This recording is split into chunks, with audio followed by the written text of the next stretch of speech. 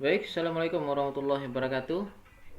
Kali ini kita akan membahas terkait dengan pengendalian internal dan risiko pengendalian.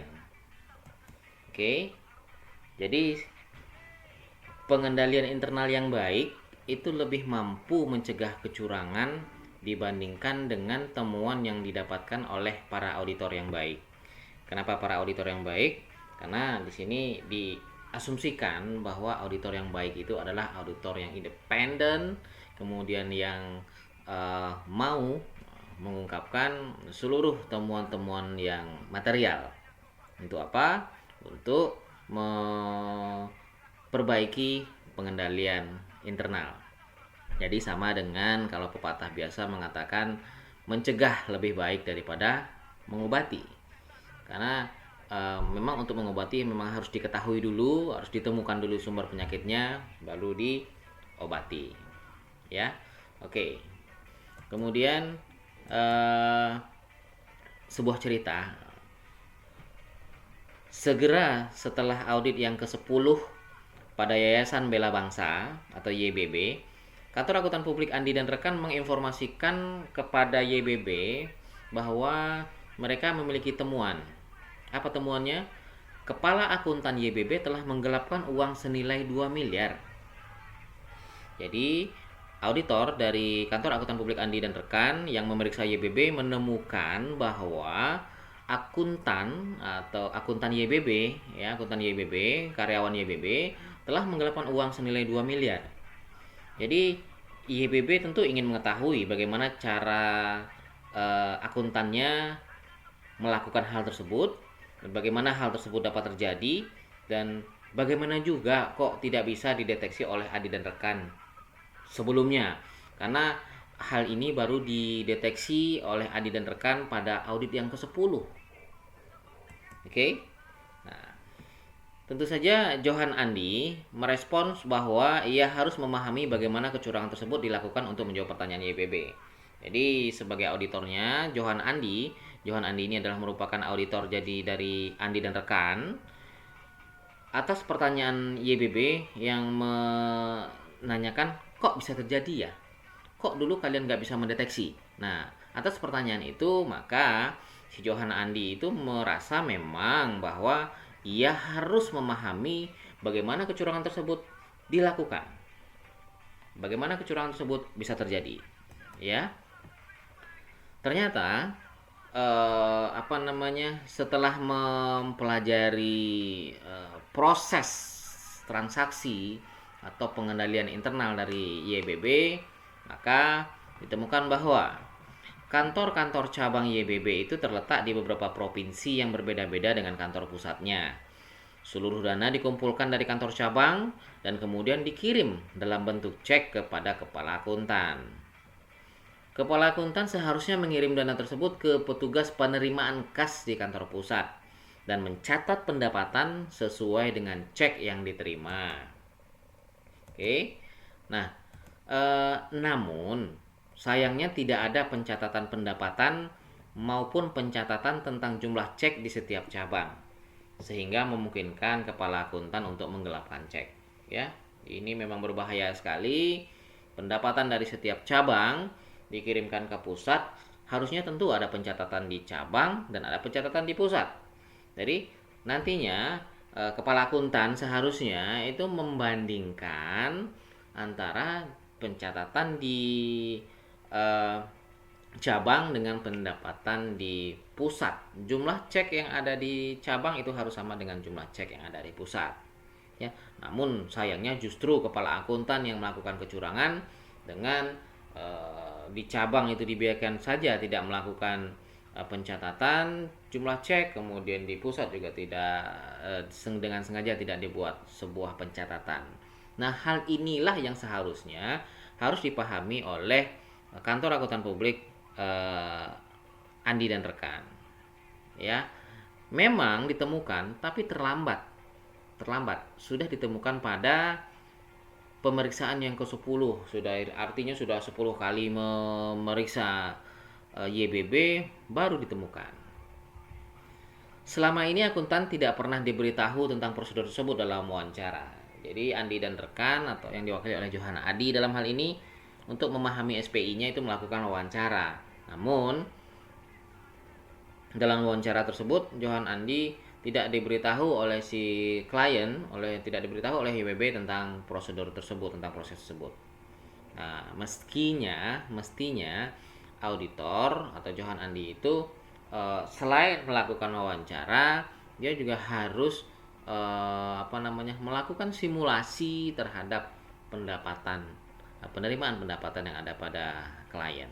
Nanti kita akan bahas gimana caranya teknik memahami pengendalian internal, atau lebih disingkat lagi cara-cara memahami SPI. Ada 3. Untungnya laporan audit Andi dan rekan itu berisi pernyataan bahwa mereka hanya dapat memverifikasi pendapatan yang telah diterima.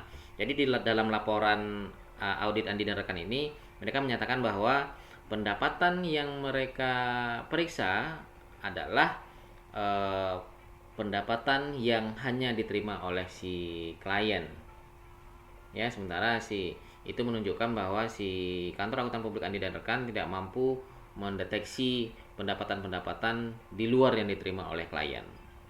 Nah, dengan pernyataan ini tentu si auditor Andi dan rekan ini bebas dari tuntutan atau bebas dari tanggung jawab ya atas tidak ditemukannya pendapatan tersebut, karena dia sudah menyatakan bahwa pendapatan yang diverifikasi adalah pendapatan yang hanya diterima, sementara pendapatan yang tidak diterima bukan merupakan tanggung jawab dia. Begitu kira-kira. Oke. Batasan ini, ya seperti saya katakan tadi, batasan ini menyatakan bahwa Andi dan rekan tidak bertanggung jawab atas kecurangan tersebut. Namun tentu saja karena kecurangan ini terlambat ditemukan, maka YBB tetap mengganti auditornya untuk periode yang akan datang.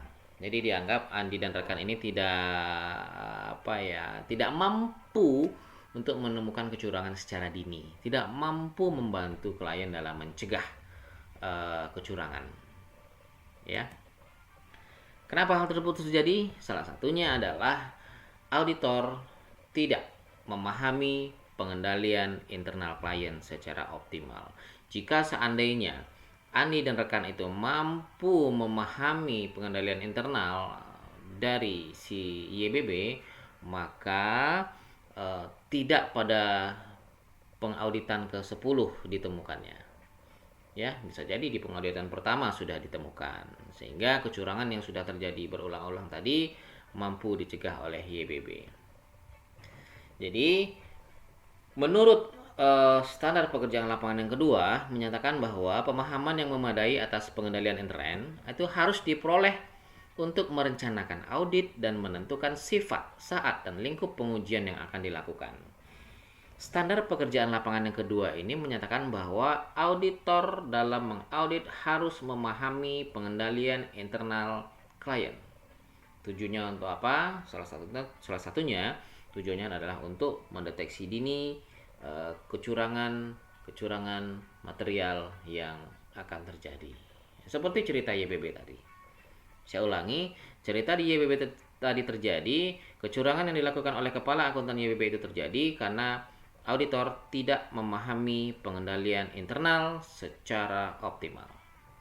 Ya, makanya di sini diungkapkan bahwa auditor itu harus fokus pada pengendalian yang berhubungan dengan keandalan dari pelaporan keuangan dan pengendalian atas kelas-kelas transaksi. Oke. Apa itu pengendalian internal atau pengendalian intern? Menurut IAI merupakan proses yang dijalankan oleh manajemen untuk memberikan keyakinan yang memadai tentang pencapaian 3 tujuan.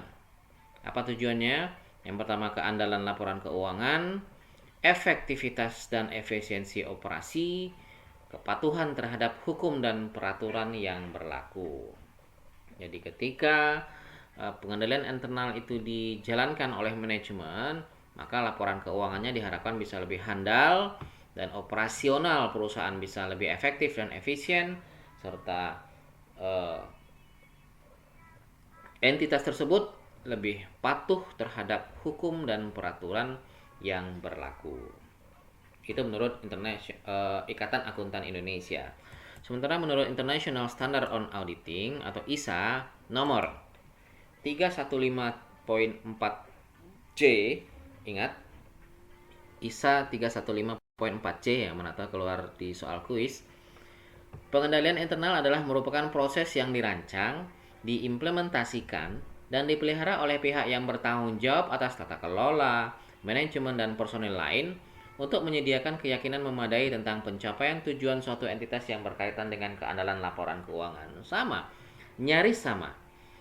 Pengertian internal auditor ini menggarisbawahi adalah pengendalian itu dirancang oleh manajemen, dijalankan oleh manajemen, dan dipelihara oleh manajemen. Tujuannya apa? Tujuannya adalah untuk menyediakan keyakinan yang memadai agar tujuan dari entitas itu dapat tercapai dengan baik, kemudian laporan keuangannya juga lebih handal, ya, dan dapat diandalkan. Nah, lebih handal dan dapat diandalkan. Oke. Jadi, menurut Arens adalah auditor itu mempunyai tanggung jawab penting untuk penemuan pelaporan keuangan yang material yang curang. Dan auditor juga bertanggung jawab atas temuan penyalahgunaan aset atau penipuan dan tindakan yang tidak sah yang berpengaruh langsung terhadap laporan keuangan. Ya, di sini pentingnya auditor memahami pengendalian internal. Ya, oke. Kemudian terkait dengan pengertian tadi, seperti yang sudah disampaikan tadi, siapa saja yang bertanggung jawab terhadap pengendalian internal? Jadi, sebetulnya yang bertanggung jawab atas menjalankan pengendalian internal serta menyusun pengendalian internal tersebut dan menjaga pengendalian internal tersebut adalah manajemen, ya. Manajemen yang bertanggung jawab terhadap penyusunan, menjalankan, dan memelihara pengendalian internal. Sementara auditor tanggung jawabnya semana? Auditor itu tanggung jawabnya adalah untuk memahami dan menguji pengendalian internal serta memberikan opini atau kita tidak menggunakan kata-kata opini, memberikan masukan terhadap kelemahan-kelemahan pengendalian internal yang ditemukan, ya. Oke. Kemudian lagi kita lihat, nah ini sasaran audit yang berhubungan dengan transaksi bentuk umum dan sasaran audit yang berhubungan dengan transaksi penjualan, contohnya nanti di bagian kedua.